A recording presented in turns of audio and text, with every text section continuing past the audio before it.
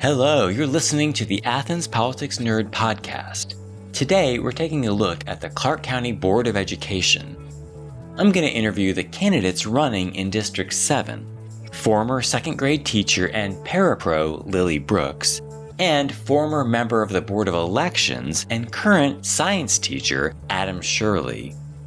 District 7 runs along Timothy Road, and it also includes Westlake Drive and part of Milledge. Now let's meet Lillie Brooks. Thanks for coming on my show, Lillie. Yeah, thank you for having me. So why don't you tell us a little bit about yourself? So where are you from? I am from Louisiana. I grew up in South Louisiana. I grew up as a product of both public and private education, and so that plays a lot into some things I'll talk about later. We moved here because of Josh's job, football operations with the university. We lived here for 6 years, I think it was, and we had all of our kids were born here, and we moved away for 2.5 years. Josh took some other jobs, but then ultimately we made our way back to Athens. And then, I have an undergrad in speech pathology, but I did not get my master's degree in speech pathology. I worked on a master's degree in education, which allowed me to teach second grade. And so I moved to Athens and I took a job as a parapro at Cedar Shoals. Okay, cool. And why do you want to be on the school board? I would like to be on the school board because first of all, through all of this time that we've been in Athens, I have been a parent of CCSD students. I've taught in CCSD at Cedar Shoals for just a short period of time, and then Barrow for a little bit longer period of time in pre-K. And then I've also come to be a pretty busy community volunteer. And all of those things combined led me to this decision to run for school board. The things that I saw as a teacher and the things like I said, that I experienced coming from both a private and public education background myself.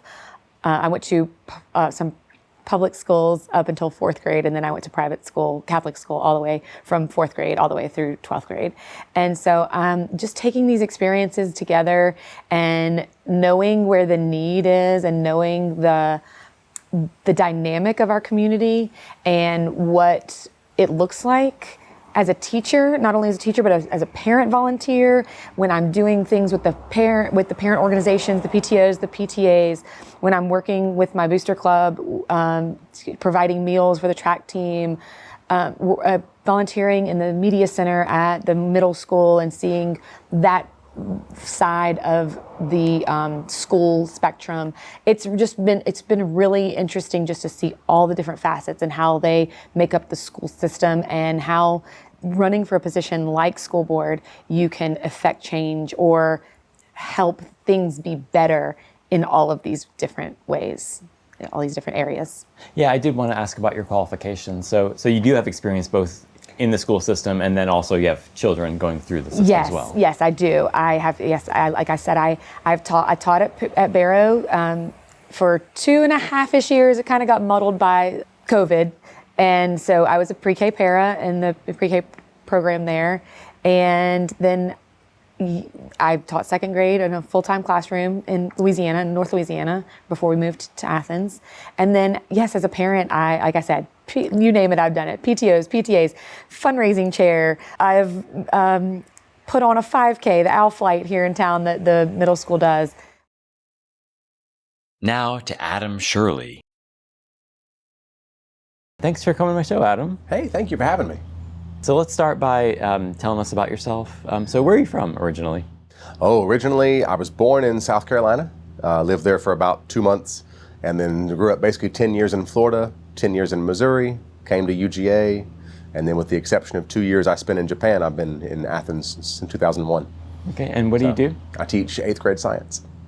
What's that like? Oh, it's awesome. It's baby physics and baby chemistry. We light stuff on fire and blow stuff up for science, though, so it's okay. Cool. So how long have you been doing that for? I've been teaching 8th grade science for 10 years, and then I taught 7th grade for a couple years in there. I've been a substitute teacher before that, a paraprofessional. So 18 years altogether in classrooms, 14 years as the lead teacher. Wow, so 18 years in at In any capacity. Clarke County schools? No. Okay. So in Commerce and in Clarke County. So 18 years total, 2 years in Japan, and in Clarke County, a year and a half as a substitute, about a year as a paraprofessional, 2 years in 7th grade there, and then 13 years now in Commerce. So. Okay. Or in Athens.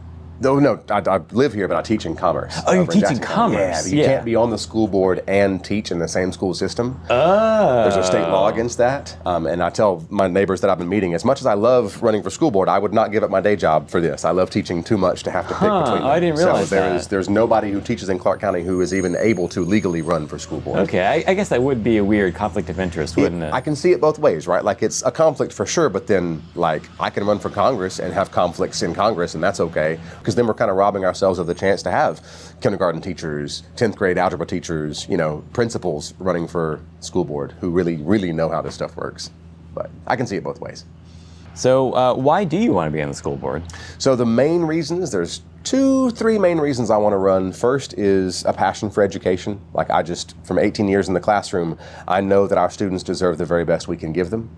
I know that these teachers that are with our kids for, let's face it, a third of their lives, right? 8 hours a day from ages 5 until 18, our kids spend time with teachers. And so we need to make sure the teachers have the best possible support they can have. I know that from an educator's perspective. And so I want to be on the school board to help. The second main reason I want to run is because I understand what the job is for the school board and what the job is not. And that second part wouldn't have meant anything to me before I got involved in local government with the Board of Elections and the SPLOST committees that I've worked with. But I've learned from speaking to neighbors and observing the school board and frankly watching other people that work in different parts of the government that we have ideas of what we ought to do if we're in that position that sometimes don't quite match with what the actual scope of the job is. And that job is to say, this is the goal, the mission and vision for the school system. We're going over there. That's where we're going, y'all. Second thing, hire a superintendent who will take us there and say, superintendent, go, take us there. Third, set a budget. Consult with the superintendent and get their recommendations, but ultimately the school board sets, here's how much money we're going to get for you. We know how much is coming from the state, how much the federal government gives us. We're going to set the millage rate that sets how much the local share will be, but here's the money, superintendent, go. And beyond that, there's not much else that the school board does. They can set the broad contours, like board policies, that set some general constraints on what it's going to look like getting over there, like code of conduct, dress code, hiring and firing, review of disciplinary things. But that's as close as the board gets to actual day-to-day operational stuff. The bulk of that, like 99% of the day-to-day operations, is the superintendent's job. And so understanding that apparently puts me in the minority. So I understand what the job is and what it's not, and that makes me qualified. I learned from working on the Board of Elections for 5 years that if you come in with these ideas and think, I can change it, let me flip over the tables and burn the place down, that's not what the job is. The job is to be part of a group who builds consensus, because a lot is riding on this. And just like for elections, with 80,000 some odd voters wanting us to get it right, with 13,000 kids hoping we get it right, we have to make sure that we know what the job is so we can do the best by them, because we don't get a second chance with the kids. So the second main reason I want to run is that. And then third, I know that I have the right skill set for this because of my work with the Board of Elections and with the SPLOST committees, this idea that sometimes the wheels have to move slowly to get something right. And this can infuriate people, it can bore people, it can make people so exasperated. And I've known this from talking to friends and family about the Board of Elections. They just say, can't you just make it move faster? And really, I've learned that it's not supposed to. With so much riding on something being done correctly, the wheels have to move very slowly to be sure that everybody, as much as we can, is on board with it and we're leaving nobody behind. And so whereas I've spoken to some people who want to just go in there and knock stuff over and change everything around, I know we can't do that. We can't afford to do that. And so like my temperament, my understanding of what the job is, and my passion for education are really what led me to want to run for the school board. Yeah, I want to talk about the knocking stuff over a little later. Okay. But I did want to ask about your qualifications. I think you touched on that. But so you do have experience in the school system, mm-hmm. and you have a child who is maybe not quite yet in the school system. Correct. Yet, okay. Our son is going to begin at Holston in August. Okay. Pre-K. Wow. That's exciting. So we're just beginning. I've spoken to many neighbors who have graduates that have gone on, and I tell them we're at different ends of the journey, right? Like, yes, we have a student who'll be there for pre-K in August. So. Yeah, so about the knocking stuff over, I attended the last candidate forum put on by the Family Advisory Board, and I was just kind of struck by the dire assessment that some of the candidates had. of the school system, like where we're at, like they're saying that our kids can't read. The district isn't doing anything to help them. And like some of the comments, I thought they were saying like maybe it's intentional. They're not doing anything to help them. At least that's what they made it sound like. But like I know that there's some great teachers there. Like my sister is a teacher. I know how hard she works. Right. So what's going on here? Like, are our schools that bad? You know, like what's the deal? I won't pretend to know, of course, what is happening in every single classroom across the school system, right? I won't. That's not a fair thing for anyone to try and say. I will say that from my assessment when I worked at Coyle Middle School, from speaking to the neighbors that I've spoken to, there's not one simple answer, right? It's all of these things at once. It is a school system that is working great for some people. It's a school system that is failing miserably for some people. It's a school system that's just kind of there for some people. It's all these things at once. And so, for example, it is true that the numbers show that our reading scores are not where they should be at all. It was true the people that were pointing out and characterizing the system as failing the students in terms of getting them to read. Absolutely. And I share the concern about we must make sure our students can read. Absolutely. But what I worry about is the devil's in the details. If we try to go scorched earth, it's all about reading, okay, but it's a zero-sum game, really, right? There's not more money coming from anywhere. So whatever money we want to route to or divert to reading with the best of intentions, great, but it must come from somewhere.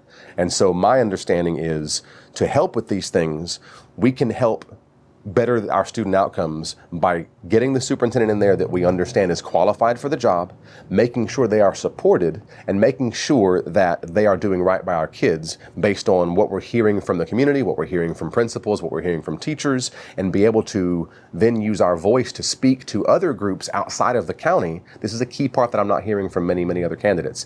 There's a role that the school board has to play because only 40%, maybe 50% of our budget comes from local sources. We have control over that. The millage rate, we can control that.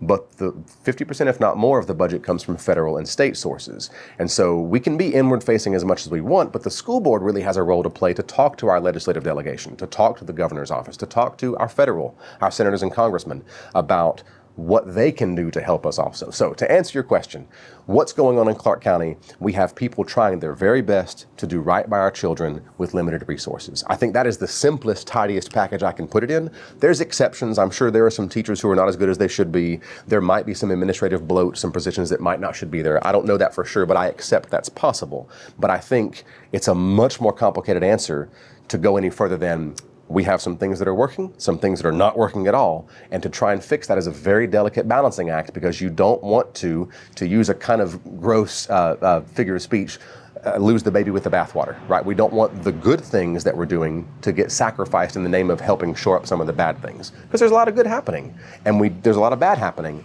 and to try and fix that, we have to be very careful how we proceed. So, to wrap up my answer then, I don't despair that I don't have the answer, because I'm not running for superintendent. If I were running for superintendent, I would be genuinely deeply concerned about what am I going to do with the numbers here on this end of the thing. I take comfort in the fact that I will be one of 9 people who come together and share the perspectives of our neighbors and put our heads together and try to make the best possible solution. One thing you said is that we have limited resources, which of course is true. The flip side of that is the people who don't like our schools, wherever, they'll say, they actually spend a lot per student here, like more than in some other places that maybe have better scores. For sure. So yeah, how do we square that? Like, is more resources the answer? Is that what we need, or is it really something else? So it's a great question, and a lot of neighbors have shared that sentiment. Like, what is my money going toward? Is what I've heard from a lot of people whose doors that I've knocked, and it's a valid question. Like, ultimately, if we can have all the research-based, evidence-based best practices, but if the people that pay the taxes don't feel like it's helping, they're going to make a lot of noise about, understandably, why the taxes should be lower. Because I can burn money in a pit in the backyard and get the same test scores, right? Is the kind of sentiment that I've heard from some neighbors, right? So my answer is not shovel more money at the problem. My answer is not what we ought to do is just blank. My answer to how we go about with the funding shortfalls, I think the way we solve this is, one, to address the concerns that people have about the local taxes being so high. Like, one of the most common concerns, especially from our neighbors that don't have kids in the school system, they just now see the school M&O tax line on their property tax bill. They don't see their kids' report cards. They don't go to graduation anymore. My approach to helping those concerns is to help bridge the gap and help them understand where their money is going to. This money is not getting them to where we want them to be, but these resources that you are paying in taxes are helping us get them further along than they would be otherwise. It's hard to prove that, right? Think of how bad it would be if we weren't paying for this. It's kind of a difficult thing to convey, but that's the job of a school board, as far as I understand. Our school administration, they're busy running the schools and helping our students. I see the school board having a role to play, knocking on doors, having town halls, fielding emails and phone calls, helping to have this conversation and say, you might not agree with what we're spending it on, but I assure you, this is what it would look like if we didn't do this. These are the gains we've made since this program began. We're not where we should be, but we're much better off than we were before. And so I think the core issue there with the money is helping people understand and as far as I can tell, the rest of our colleagues on the school board do not view it as a pot of money in the sky. That's just somebody else's money. It's your money and my money, and I'm treating it as if it were our piggy bank and our budget. If I see a $3,000 property tax bill like ours was for schools, that was the share that went to schools, just to schools, I'm not taking it lightly, the responsibility of spending the money for our children. And then the last piece of this is looking outside of the local level. The state money coming in is generous, for sure. There is lots and lots and lots of money. As any legislator will tell you, the largest single item on the state budget is education. And they love talking about that. And it's worth being mentioned. But it seems disingenuous to me that we have so many legislators who are allowed to get away with saying things like, we gave X billion dollars for state school funding. It should be enough. It seems to me like numbers that are that big don't mean anything to us. It's like, I don't know anything about roofs. I didn't know about roofs at all till our roof came time to be repaired and replaced.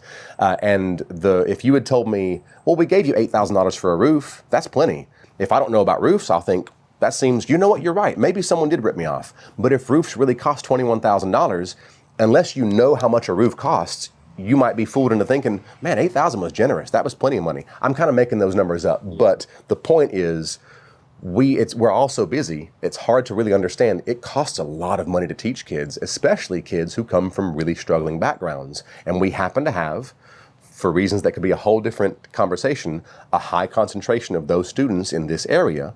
And so I would point out that it seems to me that the fact that we have a lot more money per student being paid per pupil and much less achievement rate to show for it is more a function of the other circumstances outside of the school walls. I think the better we do at organizing and communicating with people, the better that our neighbors will have our backs and say, yes, Senator, yes, Governor, y'all need to send more money to these schools. It's not just that you gave them enough. They need more for these reasons. Back to Lillie Brooks. First, she'll talk about her volunteer work with the Foundation for Excellence. Then we'll get into her opinion about Clarke County schools. I was on the board of trustees for the Foundation for Excellence in Public Schools for Clarke County. We offer grants to teachers for different projects. They have to apply for the grants, classroom grants, and then also we honor teachers. We recognize teachers for certain things. So that was a really fun experience to be a part of that. And we also do a lot with the Teacher of the Year celebration. We kind of support the celebration every year, the dinner that they have. So, yeah. And so we do have good teachers in the school system. Absolutely. We have some phenomenal teachers in this district. The teachers that have been in my kids' lives, these last 5 years of middle school teachers have just been, we've experienced some of the most phenomenal teachers. It has excited my kids in ways that I would have never imagined. Their interest in social studies and foreign languages and things like that has just really peaked through in their experiences with those teachers. And then the high school, the same thing. They're truly teachers who truly care about these kids and their success and all of this. They also are teaching them like young adults. They are treating them like they are going to be in college very soon, and they do expect them to be independent and take care of their assignments and all those sorts of things. So it is just it's been a really fun experience to watch my kids go through the system and experience the dynamic teachers and I can't say enough about the teachers in Clarke County.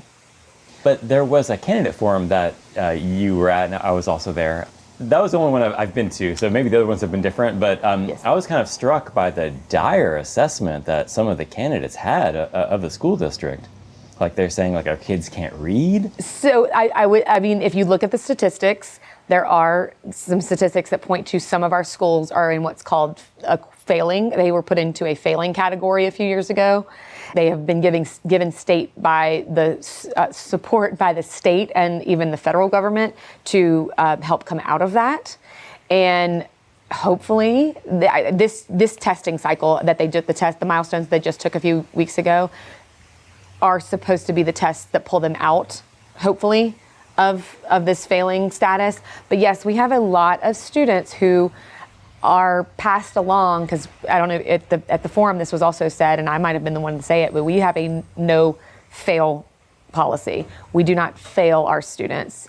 We pass them along even if they are not. I think there are some summer school opportunities and some remediation opportunities, but it is not the same thing as them having to repeat the grade and truly making sure that they understand what they need to know, their basic knowledge to move on to the next grade. I have a friend who is a teacher, and she is a third grade teacher, and she says they are getting to her classroom without the ability to read, and that should shock everyone. It shocked me. Yes. I'll tell you. I mean, Yes. I went through the Clarke County school system myself. I think I turned out okay. Yeah, So. and I know many people who did, and then that's what it boils down to, is that we want these students to have the all the tools and all the things that they need to succeed in life and to make it out okay, I mean, for lack of a better term, and just be able to take what they are given as part of their education and be successful community members. And I don't mean they all have to go to college. I don't mean they all have to go to any sort of post-graduate, post-high school education, but just being productive members of society and being able, everything we do is based on our literacy of reading and writing and math. And if those things are not there, we're not setting them up for success. I mean, are those things there though for, maybe not for every student, but like as a whole, do you think, like how bad are our schools? I guess is what I'm asking. Like, well, should we be so concerned as what they're kind of making it out to be? I wouldn't say that, quote unquote, our schools are bad. I would say we have students in our system that are not meeting the standards. And so because of that, it looks like we are, because there are schools, like I said, that are failing, we do have pockets that are not meeting the standards. But that is honestly, I know to no fault of the teachers. It's to no fault of the students. It's to no fault of the parents. But it's a system. It's a village type thing. It's something that we all kind of need to help out with and work on and make sure that these kids are getting what they need. And if they're not getting the support at home, then maybe we piece in the help that they need and the support that they need if they're not getting the support from home, or if they're if they need some extra work, extra time for tutoring or something to make sure that they are reading on level, provide that for them and those sorts of things. So I do not say that we are a bad school district. Because I don't believe that. I believe that we are a great school district that people just haven't seen all of. But we do have some problems. So I don't want to put this all on you or all on the school board, because I agree with you. It is a village kind of situation. But how can we start to solve this? And how can you start to solve this as a school board member? So I think one of the biggest hot topics that we've spoken about and all those sorts of things is just the literacy piece, the literally making sure that they can read on grade level, and whatever grade level. I mean, in Mississippi they have a third grade reading gate. They had that. Mississippi is actually one of the states that we lived in for a short period of time while we were gone from Athens, and third grade reading gate. So if they can't read at third grade, you don't pass them along until they are up to speed. So, but you also have to follow them, and you have to make sure that they are on. So they make it to third grade, great. And then what happens at fourth grade? Like, do they continue? And hopefully, once they get past a certain threshold, I don't know the statistics on this or any of the data or anything, but hopefully, once they get past that threshold of being fluent in reading, hopefully, and understanding, they can take that and move along with that. But again, it's important that the teachers are putting forward curriculum, and the district is putting forward curriculum that is meaningful enough to create that to continue to sustain itself. But also parent involvement, as in they're going home at night and they're saying, okay, how was school today? What did you learn today? Or not even like that specific, but how are you progressing, and staying as much on top of it as teachers are. Parents should be doing kind of the same thing and checking in and making sure. So then you get to the end of the year or the middle of the year, whatever, when you have these parent teacher conferences, and you don't say, oh, I'm sorry, they can't read, or they're deficient in these areas or whatever. So I think the biggest piece right now is the literacy piece. And I do know that they have changed some of the curriculum as far as phonics. They've gone back to a more basic phonics instruction these last few years. The wheels are turning. And hoping we will see some of the fruits of all of that in the next few years as that is brought back to light. So I would say the number one thing, the hot topic, is literacy. So, and then of course there's other things. There's absenteeism.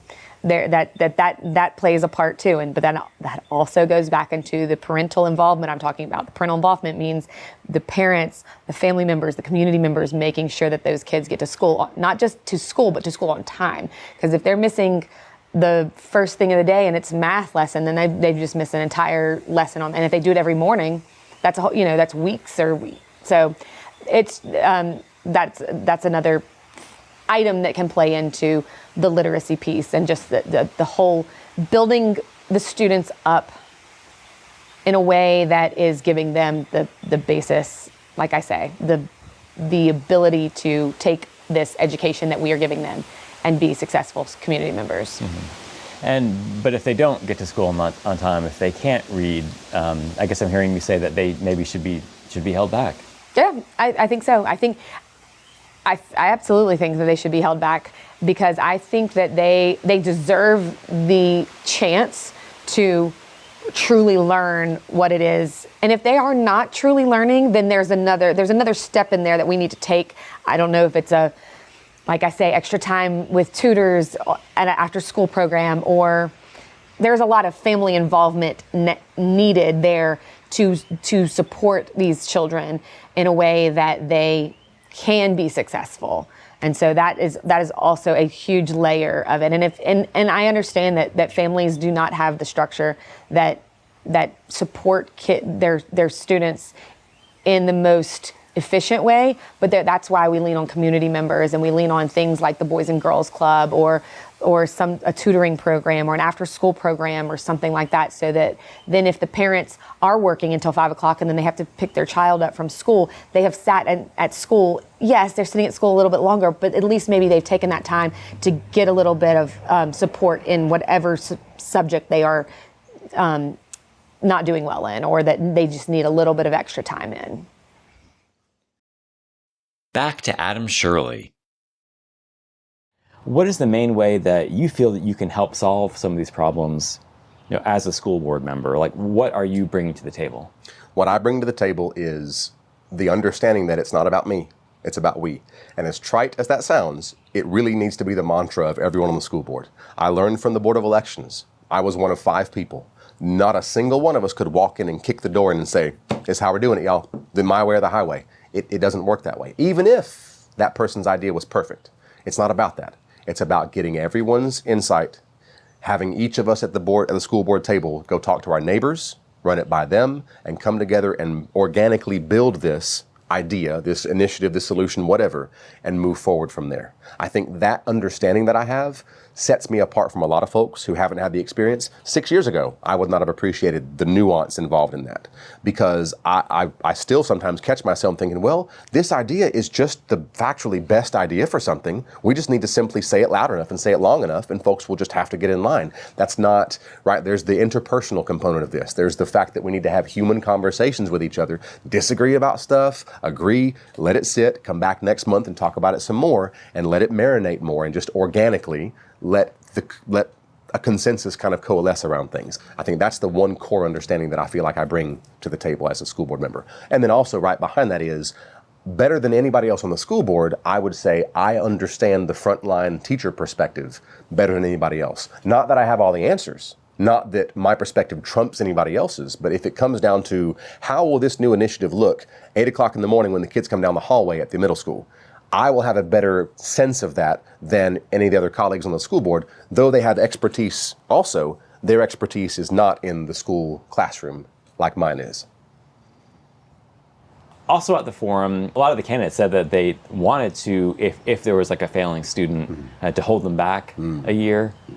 And then you gave kind of sort of a hesitant answer on that. Do you mind repeating that answer for the podcast audience here? Yes, I would be happy to, and I'm thankful you brought this up. I understand the sentiment. I absolutely understand the sentiment. The question is, do we retain students who are failing? If so, when? I believe was how they had kind of posed it.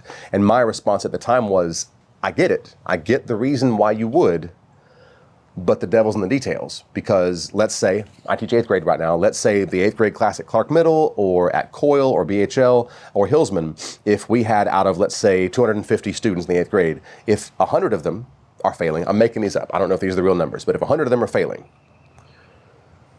if we said, you're back here next year, or maybe going on to 3rd grade, someone was saying 3rd grade as the sweet spot, if we bring them back next year, you suddenly have the same wing of classrooms with the same number of teachers with 100 new students that just showed up, functionally, which is a logistical nightmare. I'm not saying we couldn't get there, but to know this in April, when you have kids coming back in August, you have 4 months to find teachers, find room for them. And maybe you could say, well, there's like, you just slide them down because the 4th grade or the next grade level will have 100 fewer kids. We'll just slide some people around. Okay, sure. But it kind of becomes chaotic and it kind of gets unorganized in a hurry. And maybe it's worthwhile. Maybe. I'm not saying no, never. I'm just saying, again, the teacher perspective on the hallway. If you have those kids coming back the next year, is it good for the kids? Maybe. I believe the research is mixed on whether it actually helps to retain a kid. I totally get the message it sends, because if I have that person come back next year, they will probably be a little more likely to hunker down and get to work because they know that we're not playing around. And also the kids around them will know. They'll know that kid, they brought him back, or they brought her back. We better be careful. They're not playing around. I get the value of that. But then, is it really best for that student that got retained? Is there not something else we could do instead of retaining them? So again, maybe the answer after all this is, yep, retention is the least worst option. And I would be fine with that if the consensus could coalesce around that. I'm not the best for like, yes, this, no, this, because I just know that we're dealing with people, right? There's just humans in the classroom and their parents and their home life. And if the teachers have been the right fit for them, and there's just so much going on for this picture to simply bring like an artificially simple answer is just not fair to the humans that we're dealing with.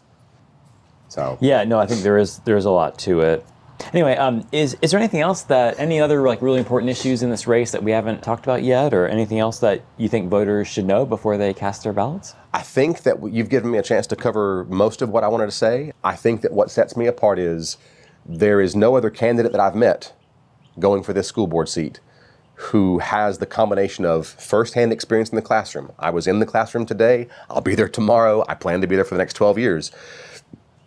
And somebody who also has experience with managing a local government, like being in some branch of the local government and having that sense of things are riding on you, staff is depending on you setting the right policy and not micromanaging them. I think that I have a foot in both of those worlds, and I don't believe any other candidate in this contest does. All right, well, thanks for coming on my show. Thank you so much. I really appreciate it, Chris. Back to Lillie Brooks to close it out. What's the main way that you feel that you can help solve some of the problems we do have and make our schools even better as a member of the school board? Okay. Like, what do you bring to the table? The main way that I think I can help is just that I bring so many different backgrounds. I've come from every angle of a parent, a teacher, and a community member. The quote is, I've seen it all. So I've seen every angle of the school district, and knowing all of these angles and knowing what it looks like for some of the kids that come to our school district who maybe didn't eat food all weekend or things like that. I know that side of it because of my teacher side of it. The parent side of it, I know what my kids have experienced, so I take what my kids have experienced. I've also, and then my volunteering and my community time, I take the experience that I have with the kids that I've worked with in those, and the district employees and the teachers and staff members of all the schools that I've worked with. I know their experiences. I mean, I don't know their experiences because I'm not in their shoes, but I know enough. I've been around enough to know. I mean, I've been a part of Clarke County School District for almost 10 years now as a parent and a teacher and a volunteer. So I just feel like I've been doing this a long time in different roles, and now I'm putting it all together, and that's what I bring to the table. Okay. Is there anything else that you think voters should know about you or about this election, or just about in general any other topics that, like, important issues that we haven't discussed yet? One of my platform pieces that I love to give a plug for is the Athens Career and Community Academy, ACCA. And it is, well, most people don't know that it exists. It is a program in high school that students can go to in 10th through 12th grade. And there are pathways where they can get some sort of pre-college certificate, really, for some of them to have some base knowledge of it's like teaching as a profession, cosmetology, biotechnology, entertainment, sports and event management, firefighting. There are numerous, welding. I think they do welding at Cedar. But anyway, it is a phenomenal program that is available to students at Clarke Central and Cedar Shoals. And I think it is one of the most unknown secrets of the Clarke County School District. And I think that it should be given all the support and all of the things that it deserves, because it changes kids' lives. I think it gives them the opportunity to see what could lie ahead for them. Or even if it doesn't, there's also a culinary program. They don't necessarily have to be interested in going and cooking at a restaurant eventually, but just knowing those skills, like learning how to cook a meal and giving you kind of the basic skills of what it might look like to work at a restaurant. So I'm just ever since I learned about it, I've been fascinated by it. And I'm actually on the advisory board for the Entertainment, Sports and Events Management. I have to think about it. ESEM is the acronym. But I'm a huge proponent of it, and I think it needs to be supported and spoken about so that more people can know about it. So anyway, that is one of my huge passions of CCSD. So thank you for letting me speak about it. Yeah, absolutely. And thanks for coming on my show. Yeah, thank you so much. Thanks for listening, y'all. This is the last podcast I'm going to be able to do before May 19th. I wish I could do more, but I am just one person over here, and there were so many candidates this time. I really needed another week or two, but it is what it is. So my job is over, at least until the runoff. Happy voting. APN out.